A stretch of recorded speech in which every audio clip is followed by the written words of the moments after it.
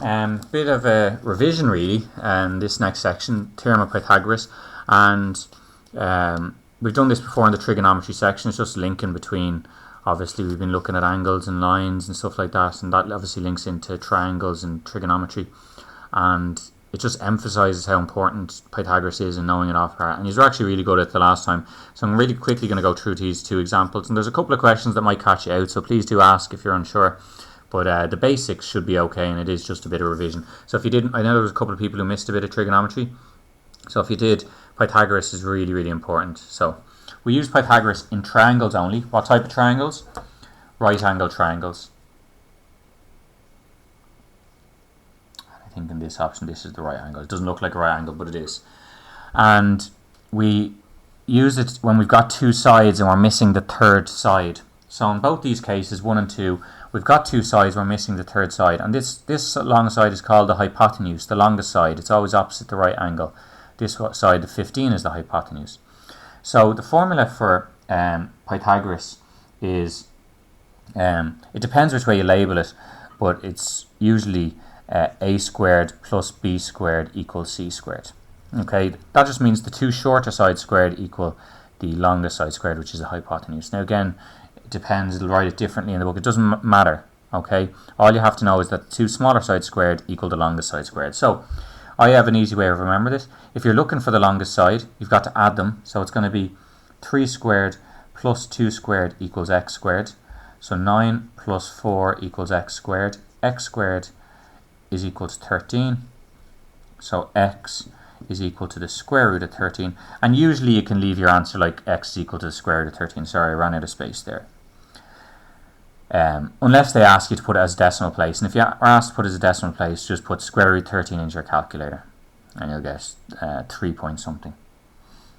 Okay, it actually says a 3.6 in the book if they ask to one decimal place. Next one. This time we're looking for one of the shorter sides. So we'd rearrange this formula, leave the longest side here, and we bring this across and it would become minus. So we end up with is x squared is equal to, one of the shorter sides is equal to the longest side, 15 squared, minus, this comes across, minus 12 squared. So you end up with x squared is 169 minus 144. X squared is equal to 81. Not 169, sorry, I was doing 13 squared, 225. So the x squared is equal to 81. So x is equal to the square root of 81, and in this case 81 is a perfect square, so x is equal to 9. It's not plus or minus 9 because obviously it's length, we're only dealing with the positive.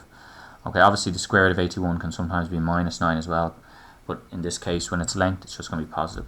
So it didn't give us units there, but if it did, you just put centimeters or meters or whatever it is. We did questions like this one where there's 2 involved and we're asked to find x and y. So which one do we solve first? We obviously find x first because x is this triangle, and sometimes it might be best to just draw it on its own. So we have 4, we have 3, we have x. This case is probably wouldn't need to do that because it's quite obvious where the triangles are. But in other cases, remember when we had buildings and flags, to draw it out was important. So we do that. It's going to be 3 squared plus 4 squared equals x squared. X squared works out to be 9 plus 16 is 25. So x is equal to the square root of 25. X is equal to 5. And in this case it is centimeters. So sorry if you can't see that, that's 5 centimeters. So what you would do is on your diagram, especially in an exam, just put your 5 centimeters in there. Sometimes if you don't know what to do, now here we do, but sometimes if you don't know what to do, seeing it on the diagram might say, oh actually I've got these two sides now, and now I can work with this triangle over here, and this is actually another right angle triangle. If I just twist that a bit, this now is 5, this is 13. I think Adam too, you were good at remembering these when you started to notice Pythagorean triples are 3 numbers that go together to give us perfect squares, and you'll notice that this is one of them. So we end up with y squared is equal to 13 squared. We're not looking for the longest side, we're looking for one of the shortest, so we have to take away 5 squared. So y squared is equal to 169 minus 25. Y squared is equal to 144.